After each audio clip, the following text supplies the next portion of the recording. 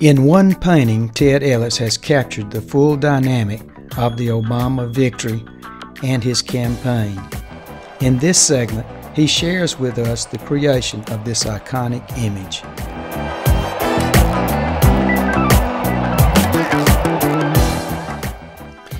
Ted Ellis has been fulfilling his destiny as an artist by painting the faces of history. So it was not unusual for him to take interest in the Obama campaign, as it represented a new day in American history.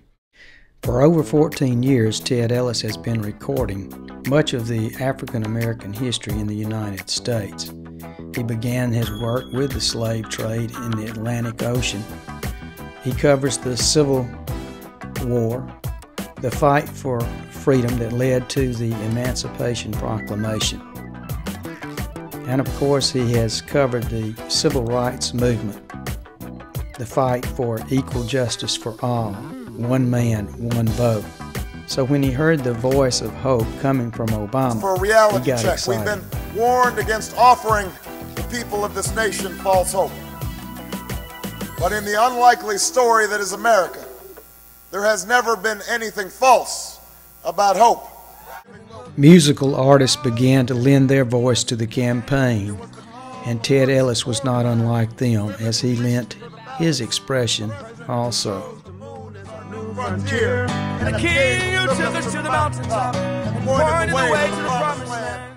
So it was only natural for artist Ted Ellis to continue his capturing of history with the Obama campaign. You know, the first piece that I did was Obama, my candidate for president, and that was with the male holding up the sign saying Obama, check president, and I had the multitudes of the people behind this young man that was standing up proclaiming Obama the president of the United States. And what I did was to put, you know, on the, like you were holding up the sign saying, you know, world peace, you know, let's end hunger, you know, provide better health care, better education.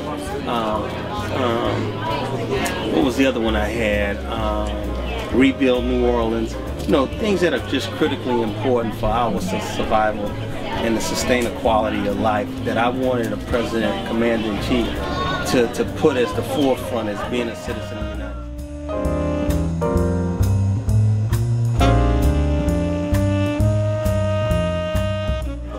And then I did the one, Obama, the Hope for All Americans, and I did him like I did my colored man.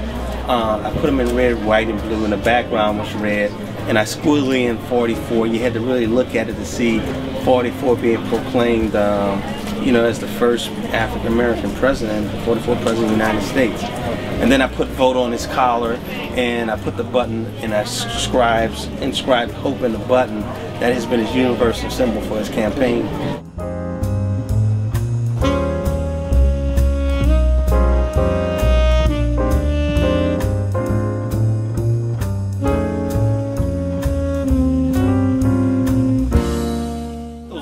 Two very good pieces. In October, I said, you know, I really want to do a piece that symbolizes the varied differences of the races, ethnicities in America, different religions, and sum that up in one majestic image that I thought this individual who was supremely intelligent and poised to be a young leader. And I did the, you know, Obama the 44th president, and to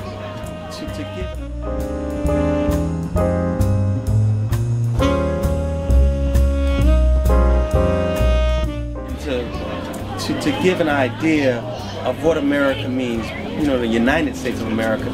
I use color as that symbolic instrument to show that our differences, but also the differences that evolve into one. This amalgamation, this gumbo of what America is, and that's the peace. You know, peace speaks of majesty, of hope and promise, of a collective body of people, you know, representing the interests of all humankind. And humankind, I use that word in a real way because that transcends the United States. It goes well beyond that and to folks of the world. And as you saw throughout the whole campaign, he was and has been, not was, and still is, that represents the people, the interests of the world. And you know, it's refreshing knowing how difficult the crisis is here and abroad, the economic crisis. We got to still deal with war. We got to still deal with world hunger. We got to still deal with the quality of life abroad, not only here in the United States. And so he also represented that measure of hope that I'm about, that I've lived as a child, and that I've embraced as an artist to inspire with my artwork. And so, you know, I just kind of like tied both of those elements together. You know, he just happened at the time that everything coalesced. You know, he's the President of the United States, and this is all that I've lived and done every time I wake up, is to dare to dream, you know, to dare to do better, to dare to leverage my passion, you know, with tremendous purpose. And that has been his message with, you know, we can, you know, yes we can. And that individually, collectively, we can make a difference if we decide to.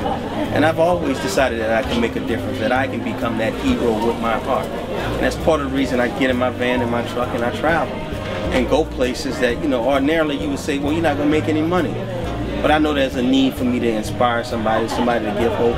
And also, you know, just for my personal self, my personal worth, that I'm here for something bigger than just self. And that's why I love what I do. And I do it sometimes, you know, when I'm tired and I'm exhausted, but I push. The first time we heard him on a national stage, he said, there are Boy Scouts in red states and Boy Scouts in blue states. There's a God in a red state and a God in a blue state. It's the United States of America. And it was an unlikely journey when he began, but it's a great commentary on this country.